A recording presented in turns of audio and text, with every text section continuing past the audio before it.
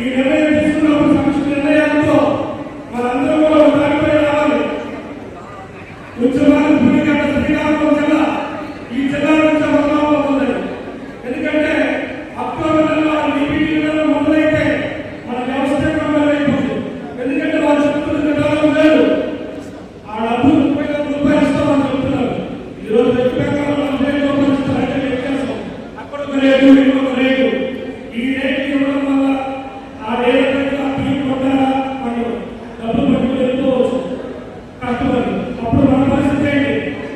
ఎవరైనా ఆలోచన చేసేదా? లేదు. ఉద్యోగం వెళ్ళిపోయామని ఆలోచన తప్పని మండలం మరీ చెప్పారు.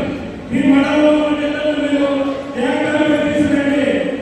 రేపు రాబోయే రోజుల్లో మనం ముందుకు పోవాలి. ఇలా అయితే కష్టమని చెప్పడం జరిగింది. మీకే పనున్నాయా?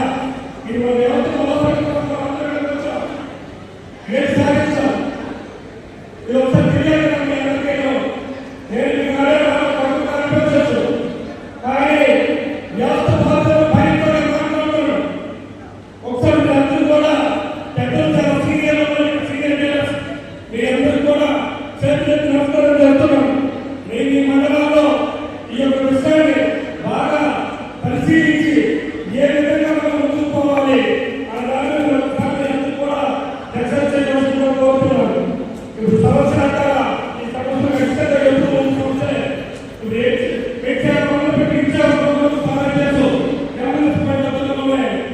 అది ఎన్నోసార్లు చెప్తున్నాం. కానీ ఈసారి మాకు సరైనటువంటి నిర్ణయం మాకు తీసుకొస్తారని మీకు మహిళలు కోరుకుంటున్నాం. ప్రధానమైన సమస్య ఏంటంటే 26 జిల్లాలో 13 జిల్లాల్లో 2 సంవత్సరాలు మీరు సీఎంగా ఉన్నప్పుడు వ్యవహరించారు. మీరు ఏం కోరలేదు కానీ ఎంతవరకు చూడాల్సింది. దయచేసి మీరు మనం చెప్పినట్టు మాకు ఈ రోజుల్లో మాకు మీరు అవకాశం కల్పించి మా ఎగ్జిక్యూటివ్ ఇస్తే మాకు సార్. ఎందుకంటే 25 జిల్లాలు ఇచ్చేసారు. ఒక్క శ్రీకాకుళం జిల్లా ఒక్క పీడింగ్ సార్ ఇచ్చిందే రాష్ట్రం మొత్తం మేము లాస్ట్ టైంగా లేదు సార్. అందరికీ ఇచ్చి ఒకే అయిపోతుంది సార్. చెప్పడం జరిగింది. ఇక మా పరిసరాలు మా పరిచయకారులు సార్ చెప్తారు. మరి మాత్రం నేను మళ్ళీ చెప్తున్నాను.